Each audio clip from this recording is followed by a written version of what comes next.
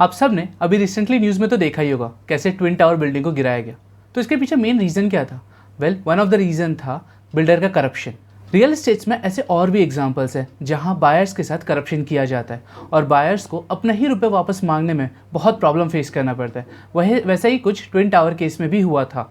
आज की वीडियो में हम समझेंगे कि कैसे इसको ब्लॉकचेन के हेल्प से सॉल्व किया जा सकता है, जहां पे यूज़र को बेटर कंट्रोल दिया जा सके उनके रुपए के ऊपर। जब भी हम एक फ्लैट बुक करते हैं तो हमारे पास दो ऑप्शंस होता है, या तो हम move in ready flat book कर लें या हम एक अंडर कंस्ट्रक्टेड फ्लैट बुक करें।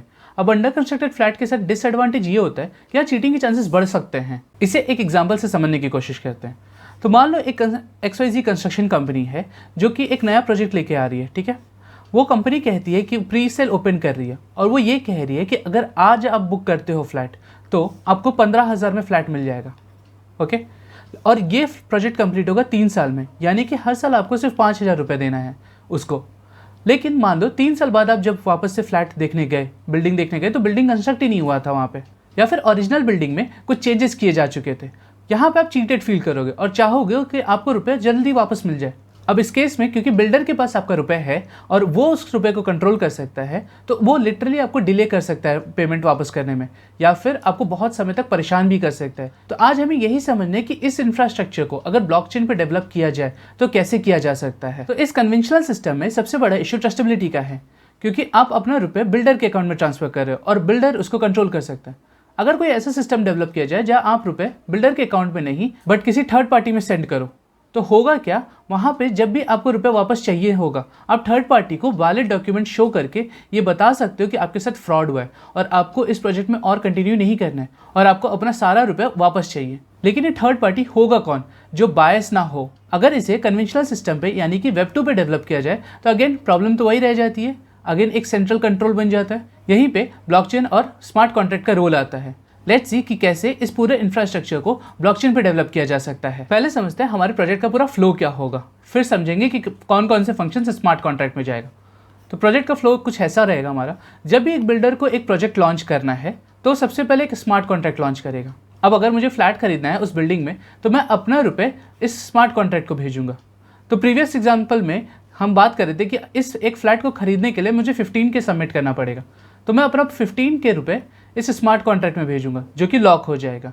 कितने साल के लिए? 3 ईयर्स के लिए, जब तक मेरा प्रोजेक्ट पूरा कंप्लीट नहीं हो जाता है। एक बार प्रोजेक्ट कंप्लीट हो जाता है तो बिल्डर को वोटिंग स्टार्ट करानी पड़ेगी और 51% ऑफ लोग उस वोटिंग पे एग्री करने चाहिए कि बिल्डर ने सही काम करके दिया है। अब इस पैरामीटर को डिपेंड करता है कि आप कैसे सेट करोगे। ये 70 भी हो सकता है, 80 भी हो सकता है। मैं 51 लेके चल रहा हूँ। अगर 51% ऑफ द लोग इस पर एग्री कर जाते हैं कि भाई बिल्डर ने काम सही किया है, तो रुपये स्मार्ट कॉन्ट्रैक्ट से बिल्डर के वॉलेट में चला जाएगा। अगर लोग एग्री नहीं करते हैं तो लोग तुरंत अपना रुपये विदड्रॉ कर सकेंगे।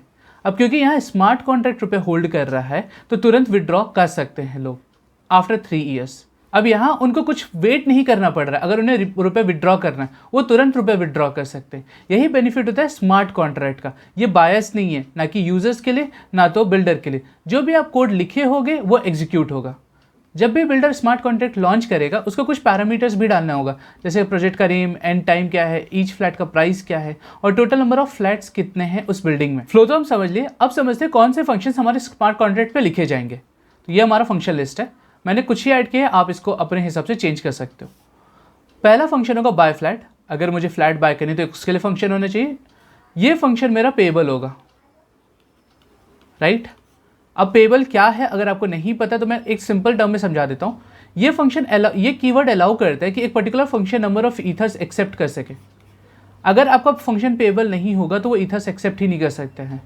इस पर डिटेल वीडियो आप जाके देख सकते हो। ये फंक्शन को सिर्फ कोई पर्सन ही कॉल कर सकता है, बिल्डर कॉल नहीं कर सकता है। इस चेक का हमको ध्यान रखना पड़ेगा। दूसरा फंक्शन होगा गेट बायर डिटेल्स। अगर मुझे अपनी डिटेल्स चाहिए तो मैं इस फंक्शन को कॉल कर सकता हूँ। कोई भी कॉल कर सकता है, बिल्डर भी कॉल कर सकता है, कोई फर्क नहीं पड़ता है। तीसरा फंक्शन होगा डिपॉजिट फंड। अब क्योंकि बिल्डर ने क्या बोला था कि 15 के फॉर 3 ईयर्स में सबमिट कर सकता हूँ, राइट। तो ज़रूरी नहीं है कि मैं एक ही बार में 15 के डाल दूँ, मैं 5 के पर ईयर डालना चाहता हूँ। तो इनिशियली जब मैंने बाय किया फ्लैट तो मैंने सिर्फ 5 के डाला। उसके बाद और भी तो मेरे पास एक फंक्शन होना चाहिए जिससे मैं रिमेनिंग अमाउंट्स वापस से ऐड कर सकूँ, इसीलिए डिपॉजिट फंड है।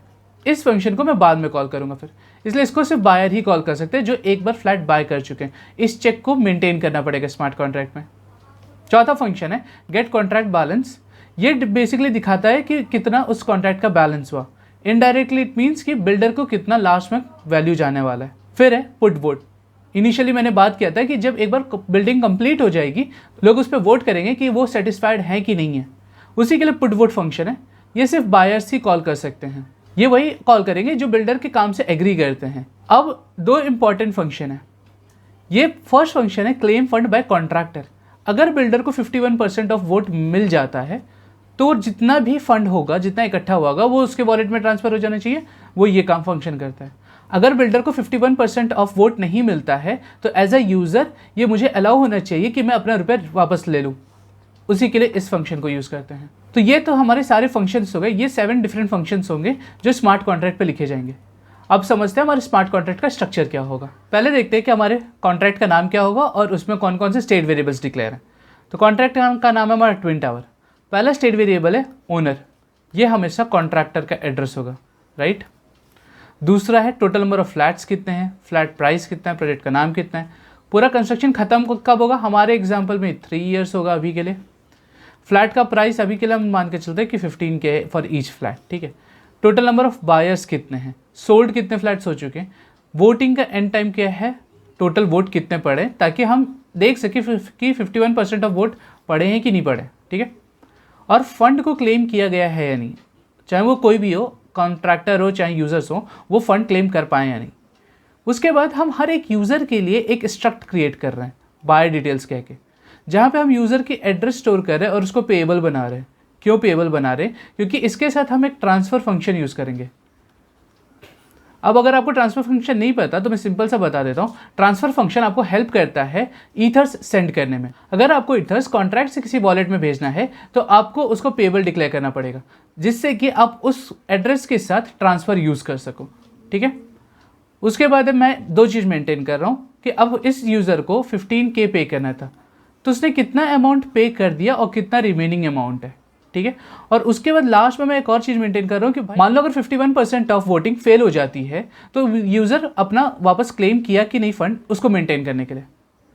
फिर हम एक एरे मेंटेन कर रहे हैं जहाँ पे हम सारे यूज़र्स की डिटेल्स स्टोर कर रहे हैं, ठीक है।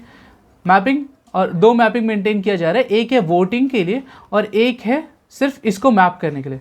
अब ये क्यों कर रहे हैं, मान लो कॉन्ट्रैक्टर को या किसी गवर्नमेंट बॉडीज़ को सारे के सारे डिटेल्स चाहिए होंगे एक साथ, तो आपको पता है कि हम हमेशा एरे को पूरा रिटर्न कर सकते हैं, मैप हम पूरा रिटर्न नहीं कर सकते, राइट। इसलिए एरे में मैंने सारे डिटेल्स सेव कर लिए जिससे कि अगर किसी को चाहिए तो वो पूरा का पूरा एरे एक साथ ले सकता है।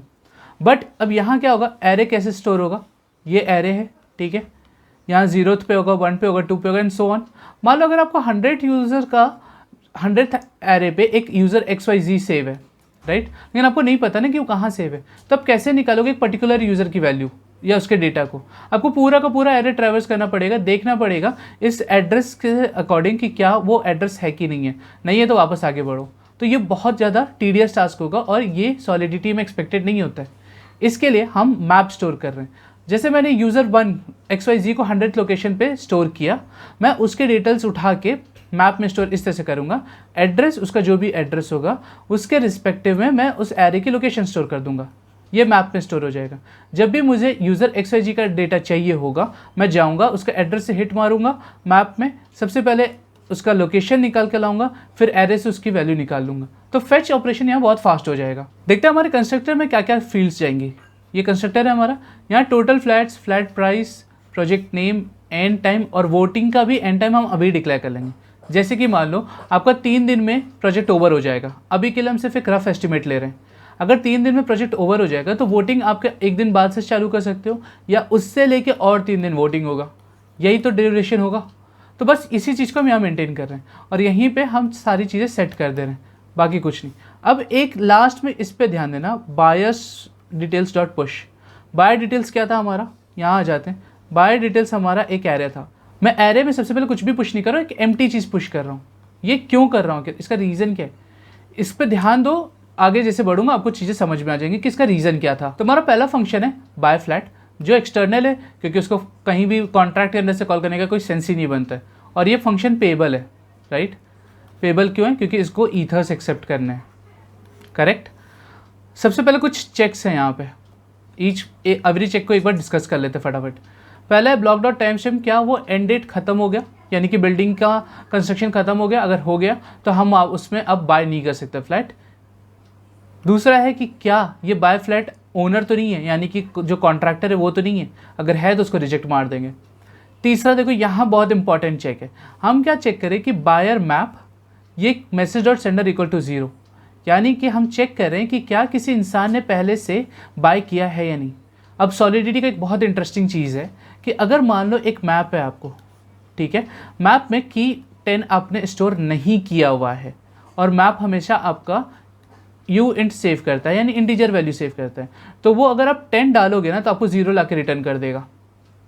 हमें हमेशा ये चेक करना पड़ेगा कि क्या जो बाय करने आ रहा है वो पहले बाय कर चुका है कोई फ्लैट, अगर कर चुका है तो मुझे अलाउ नहीं करेंगे, वो सेम एड्रेस अलाउ नहीं हो सकता। तो इस चीज़ को चेक करने के लिए ही मैंने क्या किया, सबसे पहले यहाँ एरे में पुश कर दिया, ताकि एरे में कभी 0th इंडेक्स पे कोई डेटा सेव ही नहीं होगा। यहाँ याद है, यहाँ हम क्या कर रहे थे, 0 से स्टार्ट कर रहे थे, करेक्ट, लेकिन वहाँ पे क्योंकि मैंने पुश कर दिया तो 0 पे कुछ सेव ही नहीं होगा। तो मैप में मैं कुछ 0 पे किसी भी एड्रेस के रिस्पेक्टिव 0 पे, अगर ये मेरा मैप है तो कोई भी एड्रेस के रिस्पेक्टिव 0th लोकेशन तो कभी नहीं आने वाली, क्योंकि हमेशा स्टोर फर्स्ट लोकेशन से हो रहा है। तो ये एक छोटा सा ट्रिक था जिसको मैंने यूज़ किया है।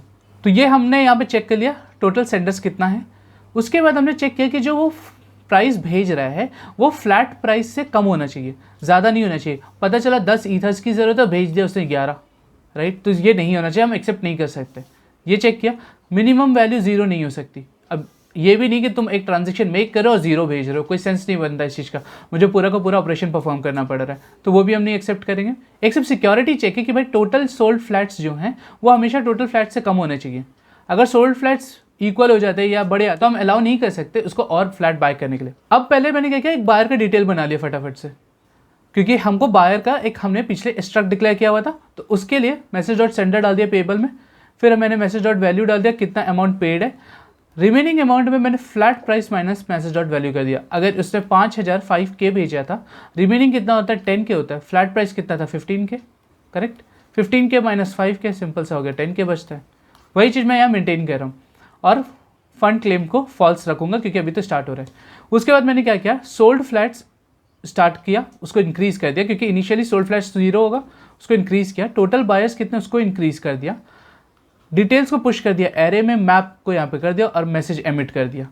तो आपको ये सारे लाइन समझ में आ गए होंगे होपफुली। हमारा दूसरा फंक्शन है डिपॉजिट फंड, ये भी एक्सटर्नल है और पेबल होगा, ठीक है। तो यहाँ पे भी कुछ चेक्स हैं, सिर्फ टाइम स्टैम्प चेक कर रहे हैं, मैसेज और सेंडर चेक कर रहे हैं, और वापस हम चेक कर ले रहे हैं कि भाई वो बायर है कि नहीं है। अब डिपॉजिट फंड में क्या होगा कि कोई भी न्यू बायर उसे बाय नहीं कर सकता है, करेक्ट, हमेशा ओल्ड बायर ही आना चाहिए। उसके बाद हम क्या कर रहे हैं कि जो मैप है मेरा, सबसे पहले मैं मैप से उसका लोकेशन लेके आ रहा हूँ। तो अगर XYZ ने डाला कि भाई मुझे वापस से डिपॉजिट करना है, कि मैंने 5K पहले डिपॉजिट किया था और 5K भेज रहा हूँ, उसको ऐड कर लो कॉन्ट्रैक्ट पे, तो उसने डाला, XYZ ने डाला, XYZ मैंने एड्रेस यहाँ ले लिया XYZ, उसके रिस्पेक्ट में मेरे पास 100 आ गया एरे का लोकेशन। मैं एरे पे गया और उसकी डिटेल्स निकाल ले आया, उसका एक ऑब्जेक्ट बना दिया, ठीक है। अब मैंने क्या किया, सबसे पहले मुझे चेक करना है कि क्या रिमेनिंग अमाउंट यहाँ पे बायर डॉट अमाउंट रिमेनिंग जो है और मैसेज डॉट वैल्यू यानी कि जितना वो भेज रहा है उसके इक्विवेलेंट है या कम है। क्योंकि अगर ज़्यादा होगा, मान लो रिमेनिंग अमाउंट 0 है, उसने फिर से 10 भेज दिया, मैं एक्सेप्ट नहीं कर सकता, राइट, मुझे उसे डिक्लाइन करना पड़ेगा। वही चेक कर रहा हूँ और फिर से 0 का एक चेक कर ले रहा हूँ कि 0 है कि नहीं। अगर सब कुछ सही है, रिक्वायरमेंट पास होती है, तो सबसे पहले मैं क्या करूँगा, टोटल पेड अमाउंट को बढ़ा दूंगा। कितने से, टोटल पेड अमाउंट, यानी कि अगर पहले उसने 5K पे किया था तो मैंने क्या किया, 5K plus message dot value, उसने फिर से 5K भेज दिया। अब टोटल पेड अमाउंट हो गया 10K, ये तो हो गया। अब जब टोटल पेड अमाउंट बढ़ा तो अमाउंट रिमेनिंग भी कम होना चाहिए। तो अमाउंट रिमेनिंग को मैंने क्या किया, अमाउंट रिमेनिंग पहले कितना था, 10K था, राइट, उसने भेजा कितना, 5K भेजा, तो माइनस 5K कर लो, बचा 5K। तो टोटल उसने 10K पे कर दिया, बचा सिर्फ उसका 5K, करेक्ट। तो सिंपल सा मैथ्स है, ज़्यादा कुछ कॉम्प्लेक्स है नहीं। और उसके बाद मैंने एमिट कर दिया कि भाई तुम्हारा मनी डिपॉजिट हो चुका है, ताकि उसे पता चल जाए कि ये फंक्शन सक्सेसफुली एग्जीक्यूट हुई है। हमारा तीसरा फंक्शन है पुट वोट। जिससे कि कोई भी यूज़र वोटिंग पुट कर सके। तो यहाँ पे पहले कुछ चेक्स हैं। अब वो वोट कौन कौन पुट कर सकता है? पहला तो है कि सेंडर ओनर नहीं हो सकता, क्योंकि कॉन्ट्रैक्टर खुद से वोट नहीं डाल सकता। दूसरा सबसे पहला चेक करना है कि क्या एंड टाइम यानी कि प्रोजेक्ट बिल्डिंग का टाइम खत्म हो गया, यानी कि 3 साल क्या पास हो चुके हैं हमारे केस के लिए। फिर हम चेक करेंगे कि वोटिंग टाइम तो एंड नहीं हो गया। अगर वोटिंग टाइम एंड हो चुका है तो तुम वोट नहीं कर सकते। उसके बाद हम चेक करेंगे कि क्या उस यूज़र ने फ्लैट बाय किया था या नहीं, वापस से वही सेम सा चेक है। लास्ट में हम ये भी चेक कर रहे हैं कि क्या उस पर्टिकुलर यूज़र उसको वोट कर चुका है या नहीं। याद है हम इनिशियली एक वोट एरे मैप सेव कर रहे हैं, वो इसलिए सेव कर रहे थे ताकि हम चेक कर सकें कि उसने वोट पहले डाला या नहीं डाला। अगर नहीं डाला है तो ही हम उसे अलाउ करेंगे, अगर डाल दिया तो हम उसे अलाउ नहीं कर सकते। उसके बाद क्या करना है? कुछ नहीं, टोटल वोट इंक्रीज़ कर दिया और उसके एड्रेस पे जाके उसको स्टेटस को ट्रू सेट कर दिया ताकि फिर से वो वोट ना डाल सके। ये फंक्शन है क्लेम फंड कॉन्ट्रैक्टर, जिससे कि कॉन्ट्रैक्टर अपना फंड क्लेम कर सके। उसके पहले कुछ चेक्स अगेन है। तो आप देख रहे हो कि सॉलिडिटी में ना चेक्स बहुत इंपॉर्टेंट होते हैं। आपने देखा होगा कि यहाँ तो कम लाइन ऑफ कोड में लिखता हूँ, बट चेक्स बहुत इंपॉर्टेंट होते हैं, क्योंकि अगर ये चेक्स में कुछ गलती हुआ और जिसको फंक्शन एग्जीक्यूट करने का अथॉरिटी नहीं होना चाहिए उसने अथॉरिटी ले लिया तो बहुत दिक्कत हो जाएगी। तो पहला वही है कि फंड क्लेम क्या किया जा चुका है, नहीं किया गया तभी हम अलाउ करेंगे, नहीं तो यहीं से फेल कर देंगे, राइट।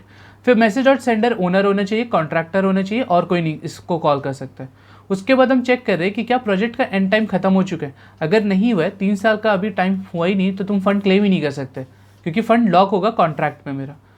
फिर हम चेक कर रहे हैं कि क्या वोटिंग टाइम खत्म हुआ है। अगर वोटिंग टाइम खत्म नहीं हुआ है, वोटिंग चल रही है, तो भी तुम नहीं क्लेम कर सकते। उसके बाद सबसे इम्पॉर्टेंट चेक है ये सबसे इम्पॉर्टेंट चेक है कि क्या total number of buyers, total vote greater है टोटल नंबर ऑफ बायर्स के, यानी कि क्या उसको 51% ऑफ द वोट मिले हैं या नहीं मिले। अगर नहीं मिले हैं तो वो क्लेम नहीं कर सकता है, वहाँ पे हम भेज दें मेजॉरिटी डज नॉट सपोर्ट। अगर मिला है तभी वो क्लेम कर पाएगा। अगर मिला है तो हम सबसे पहले अमाउंट लेके आ रहे हैं, एड्रेस दिस डॉट बैलेंस, ये कॉन्ट्रैक्ट का बैलेंस मेरे को बताता है।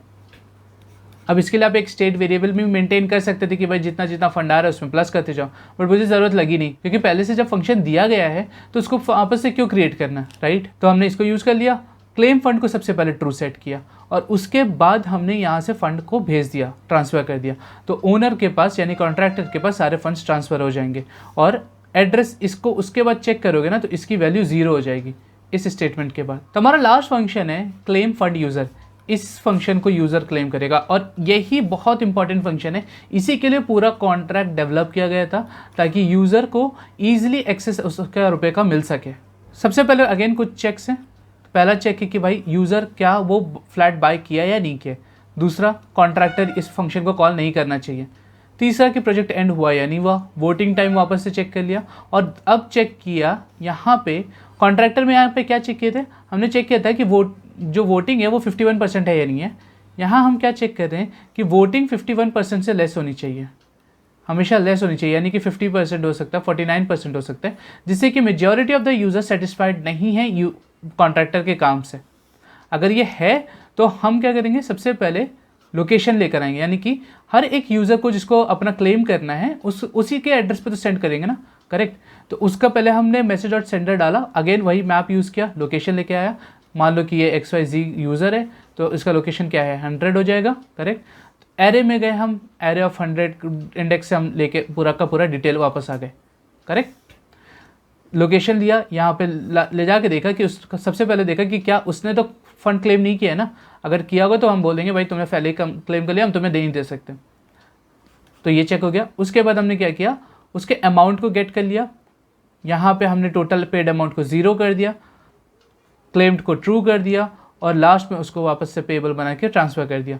इस तरह से यूज़र अपने रुपए वापस से क्लेम कर पाया अगर मेजॉरिटी ऑफ द लोग सेटिस्फाइड नहीं है। यहाँ पे सारे फंक्शंस खत्म होते हैं।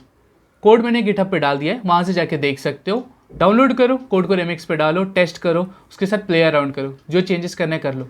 मैं ये नहीं कहूँगा कि यही कोड सिर्फ हो सकता है, इसमें आप अपने हिसाब से यूज़ केसेस चेंज कर सकते हो। अगर कुछ चीज़ समझ में नहीं आया तो कमेंट बॉक्स में डालना, मैं आंसर करने की कोशिश करूँगा। इस वीडियो को रिलीज़ करने का मेरा मोटिव ये था कि आप रियल लाइफ एग्जाम्पल में जाके देखो और समझो कि वहाँ पे ब्लॉकचेन को कैसे यूज़ किया जा सकता है एक रियल प्रॉब्लम को सॉल्व करने के लिए।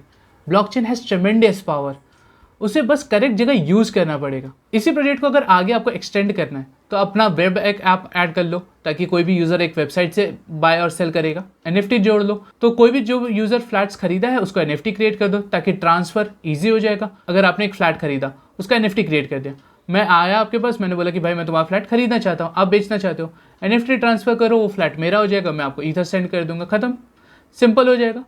इस चीज़ को बहुत लोग कर रहे हैं। हमेशा कोशिश करो अपने अराउंड देखो कि कौन से प्रॉब्लम को ब्लॉकचेन से सॉल्व किया जा सकता है। अब ये कोई बहुत ज़रूरी नहीं है कि हर प्रॉब्लम ब्लॉकचेन से ही सॉल्व होगा, बट कुछ ऐसे बहुत प्रॉब्लम्स हैं जो ब्लॉकचेन पे सॉल्व हो सकते हैं, स्पेशली वो प्रॉब्लम्स जहाँ ट्रस्टेबिलिटी इशू है। अब रुपए एक ऐसी चीज़ है जहाँ ट्रस्टेबिलिटी बहुत बड़ा इशू है और इसमें करप्शन भी होता है। अगर इस चीज़ को ब्लॉकचेन के ऊपर लाया जाए तो ऐसे बहुत से डोमेन्स हैं जहाँ ये स्टॉप हो जाएगा। होप आपको आज का वीडियो पसंद आया हो। Please subscribe our channel and hit the bell icon, क्योंकि हम हर मंडे और थर्सडे न्यू वीडियोस लेके आते हैं ऑन Web5 कंटेंट। मिलते हैं हम अपने अगले वीडियो में। Till then keep exploring and keep learning this new world of Web5।